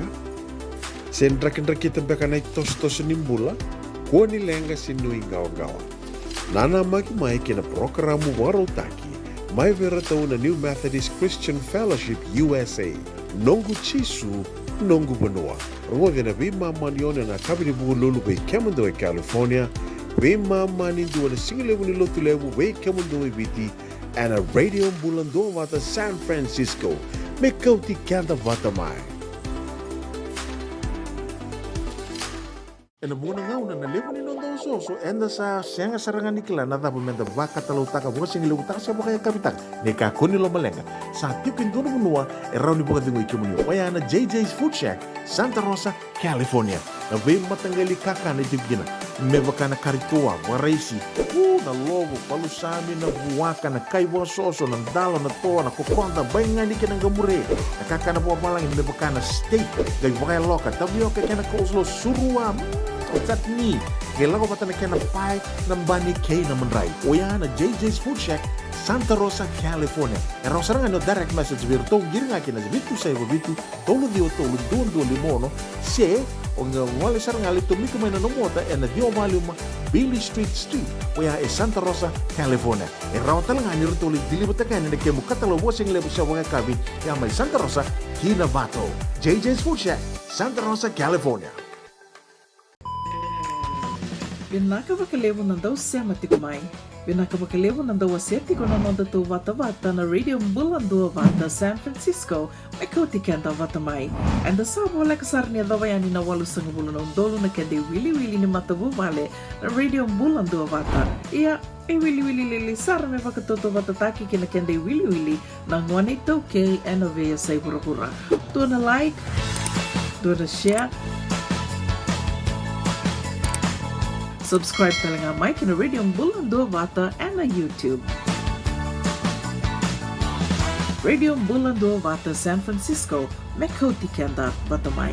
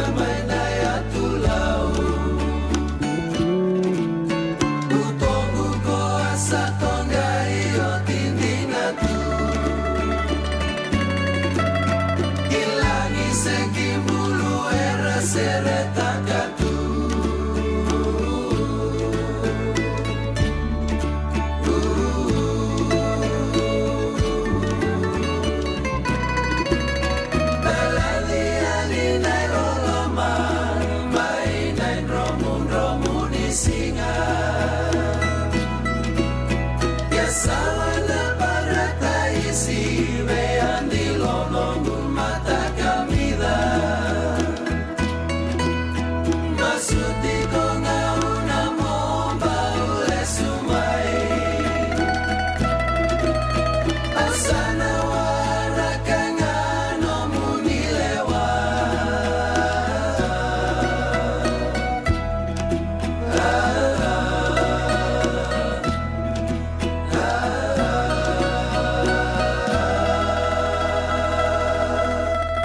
Kaliani na ilalama may na romo ni singa ya sawana para taisi leyan di lo na gumata kamida. So na bewa kanyang endo litu bukoso ya na bewa noni lakadaka. En dua ya era tu buka rita katiko may na lewen in dua na wanga tau buka taso soko kina in romo ni singa. Binakabole na sema tiko may na singa lewen da indai buka na bulat tiko buka na turanga na italatala na iliu ni tambat lakadaka na bosai na italatala mbuisena raboka. Binakabole na bengarabi. Binakabole na benanumi.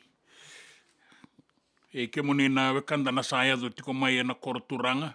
So era se ado mai na madlo sawo tira sakinda baki. So era senga ado tiko mai na madongo. Era senga imbi tiko mai na ilolako mai na tambalaka so mai Australia. Da nuita kanirana mai kinda baki boka binak. Bebi andau mga taletunganan rakian no da bonua na ngaunango. Hindi na ngandarongo da tiko na lenga ni wai. Sanga sutin baka nilang lebu ke baka enda alo matuata kana nanda baka yang ataka be baka kai tiko mai na kenan dawe na matambose ni wai ena nanda banua na Water Authority of Fiji binakatalingan na munise matiko mai na kanda o ni ngole kitiko era nanda banua era baka rita tiko mai ebida ni ndau makatiko nan raki ang unisala enda ngangaraw ni toka nga mai bitim baleta ni oso tiko suba na lebu na beito sak anu ita kinendra ngarau ni sa sere kita litiko ngana buli veira na lubenda anu ita kana nonta ngarau ni boso litu veira na lubenda son daka merangaraba na ngauna ni sere kingo metawana tuna non ngauna ni ngalala ni sere kitiko na buli ni merne ngai tika butale nan dua na iwasen ni buli na iwase ni buli nrenre toka ni katulu ni wase ni buli ni oti na sere kingo tabaga bina katiko yan di kemuni na wakanda ni sa sema tiko mai kemuni na bakarorongo tiko ngagi kemuni na sarasar binakabole buna no ni sarasar tiko ngamayan singa lebu endai singa lebu tiko ni bakarombo ka may suba kabin tiko go ni lutu lebu Santa Rosa California dabe bota tiko nga nonda bata radio mbulan dua bata San Francisco kauti kenda bata mai.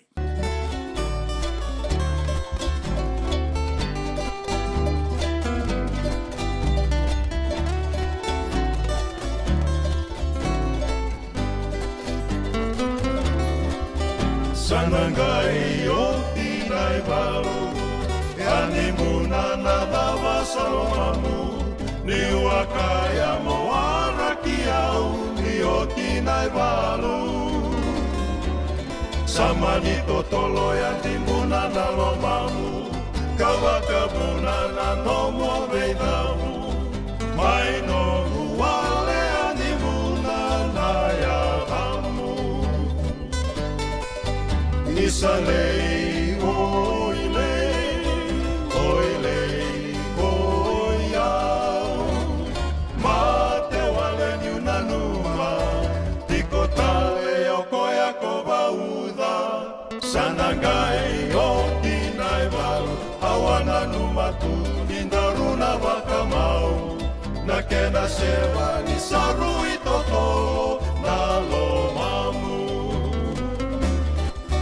Kekonia warakiau Ne adoba ni o tinai walu Kena sewa na no mundondo Saruito tolo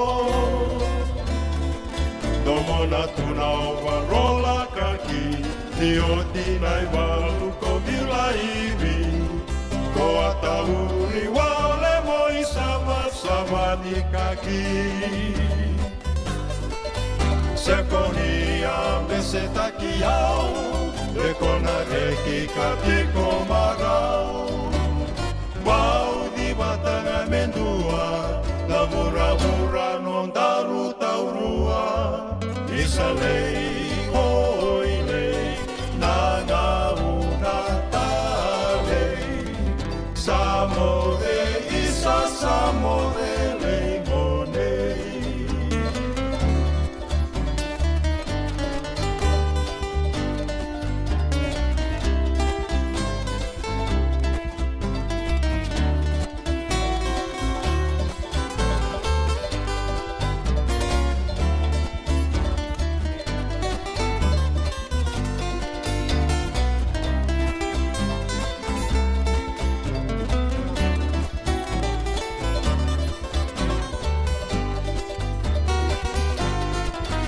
Sekonia pesetakiao Dekona reki katiko marao Pau di batanga mendua Na ura-ura non daru taurua Isalei oilei Nanga una talei Samode isa samode leigonei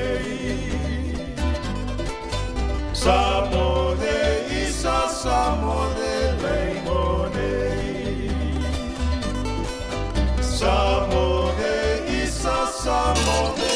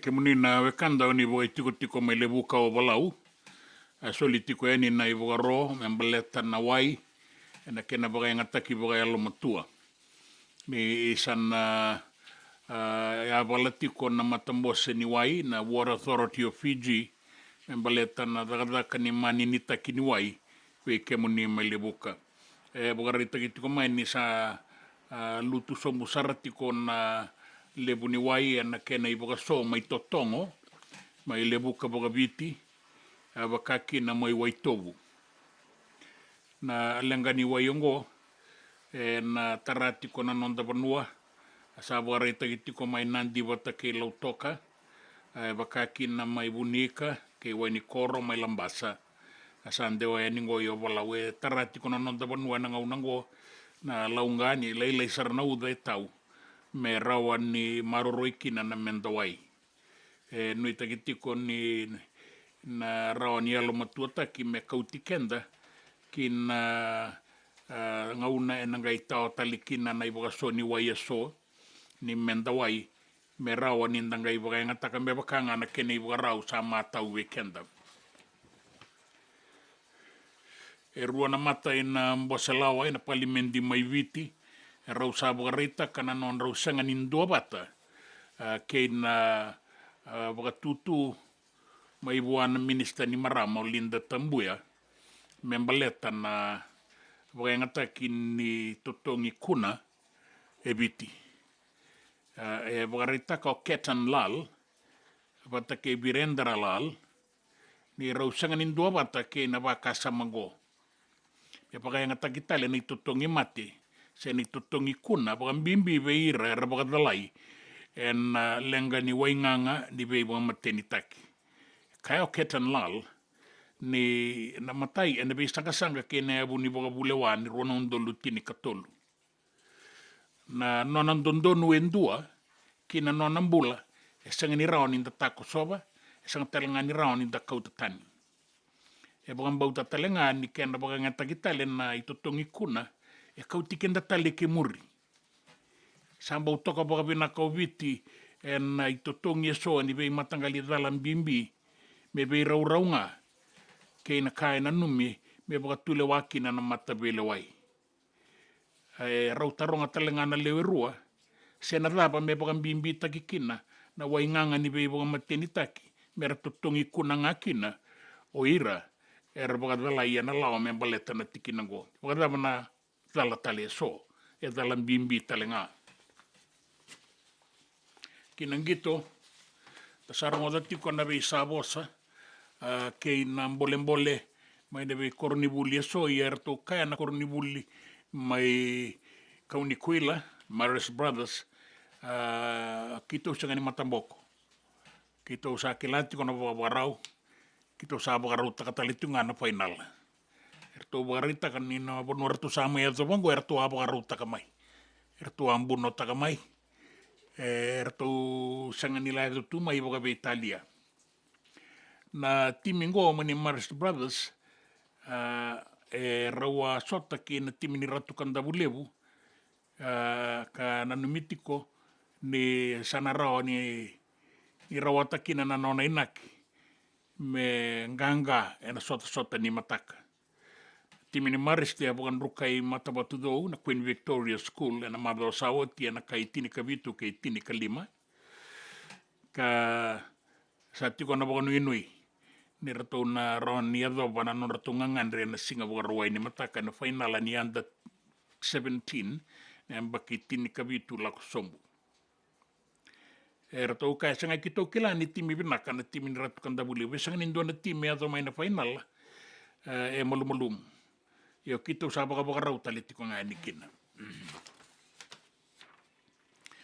Na kami ni kuwa, rawengen rabukina na non da timi, na timi ni Fiji Water Flying Fijians, bata kay na Manu Samoa, na matay ni wabo kini sota ni Pacific Nations Cup. Era una sota na kami ni kuwa, na ono na kaloko na HFC Bank Stadium, Laudala. Erto na ngito kina so na dorobo erto sanga tokara bagandua na singiliti bula ni viti o peli momo apisalo me bota Moses Robi wata ke buata karawale borto ngorto na numira to ngito ni kwa rua ero sana tiga buna saranga ni ngito momo ke karawale bu so Robi wata ke buata era unangai duruma ina ngauna di beso mitaki. O era na dorobo o era sanding itakingo e wera tau toka ine atuili o Haireti Hatat te vita i kanivera na kapetani na itutu ni huka Samuel Tawake na itutu ni Tight Head Prop rau toka mai muri o isoa na sila bata kei temo mai ana vanua rau taisau na scrum Meldin dera na langi ke Kitione Salawa na itutu ni namba 8 o Elia Dana Kaivata Last Man Down. Sana ngai semaya ni orto ne atu muri kana toka mai kino Frank Lomani wata ke Caleb Munns na itutu ni halfback na fly half na itutu eloma inside outside half o inia tambua bua wata ki Josefo Masi. Ka rauna taisau e na ia tu e muri o e peli momo wata ki Sale Sutino Rabu Taumanda. E na ngai toka sara mai muri o Karawa Lebu. O irana bisu samitaki mai e na ia tu i liu o Mesolame Ndolo Koto e Roni Maui, Penny Ravai, Leone Ratuisolia, ke Albert Tuisue, na ia tu e muri o Sorovi, Isaiah Armstrong Ravula, wata kei vota. Na tega buna gito, e na wana na kaloko e na kavi ndaindai. Kina bia sa iburavura, e na panataki e na vida na singa maingo ke mali walala, e ndua na wanga, ka nanumi mea dosara ki na bula, ka na lesu tale mai na ilako ni wangindike. Sa awa tingo e 5 sanga bulu na embaki. Na yoti ni ngau na kasembau lako kina bula, endua e bura. Ia ni sana toso na wanga ni mali wala lango, na Artemis 1, e na numitiko ni na bukada en 2.3 na milioni na maile, e na loma ni pasanga bulu ka ruana singa iado kina bula. E na Artemis 1. Ni na lesu mai, en doko ulu tiko maia, mai tawarda, me na laki tau e nandua na mbarabi vole kata, na Coro San Diego, e na okotova na katini ni singa. Sama dala tingo na singa na tau lesu mai kina e bura. E na numi ni na siko oti mai na bula, e rato nanga i lako talenga ki nandua tale na bura, ka waka toka i na Red Planet, mai Mars, e na mbaki katu mai, na ruana undolu rua sanga bulu kalima. E lako talenga ngo e na numi, me sana baundua e ni kina na marama, me sebu ni marama, e panataki e nandua na wanga ni mali walala, kina taundaku kei bura. Nanraki, e ndau makatu nanraki. Bula toka lau deba, laki adaba na bongi lebu endai rau ni tau na uda.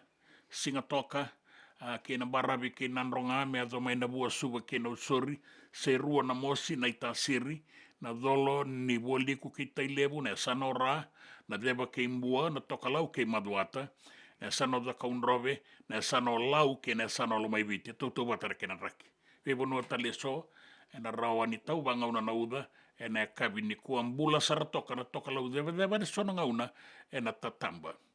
E na singa roa ni matakan raki watangai nandono magatiko endai. No a e miro ngatro toa matkoa, ai ro tekne ausnet nelele afaksia malele ko ngatspora tkoa. Gorni tukutuku ni raki, tukutuku na nonda wanua na via sai bura, ke ni tukutuku ni gito.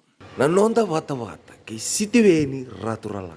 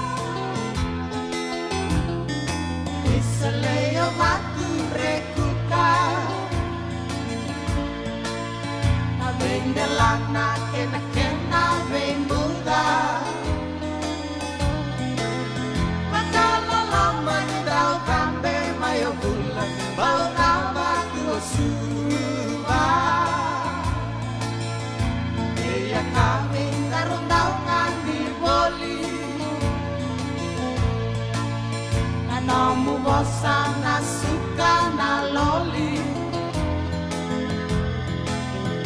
e camida ni wakana numa boli e sana rosi ngare lo mangu me rawati pura-pura na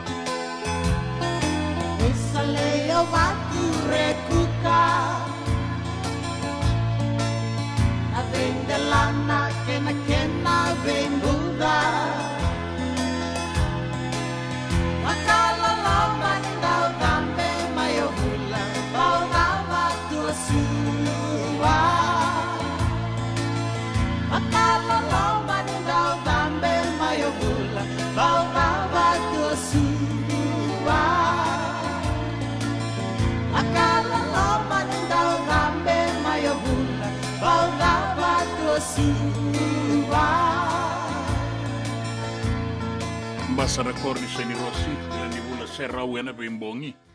Bukan diri lolo mai mangani mosi o bulobi. Pina bukan lebu na bukan orang mai. Pina bukan lebu na sematiko mai ena no the station na radio bulan dua bata San Francisco kauti kenda bata mai. Dan anggai sota tali na tini kandua na kaloko ena singa lebu ni singa bukan ruai ni mataka na ngau na ibiti. Ena kabi ni bukan rumbu kana bana kaloko na ngau na ike Santa Rosa, San Francisco. Nari tiko-tiko ni nonda bengarabi. Kira usana bukan moderni ena singa lebu endeng dai pina bukan lebu na dua bata mai kalungata na muani madawa.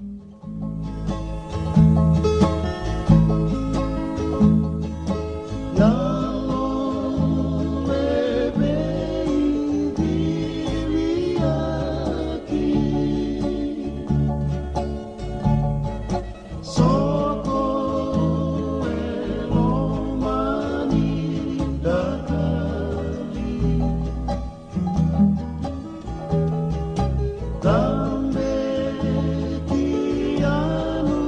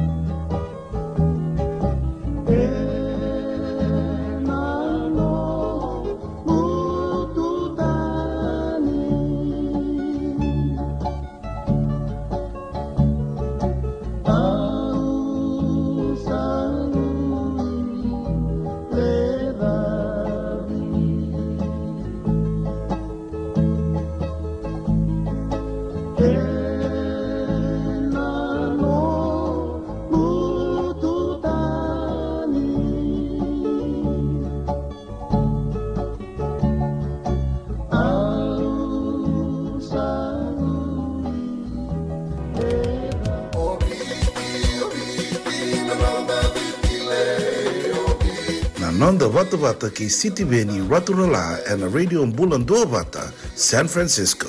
Me Kochi Kenda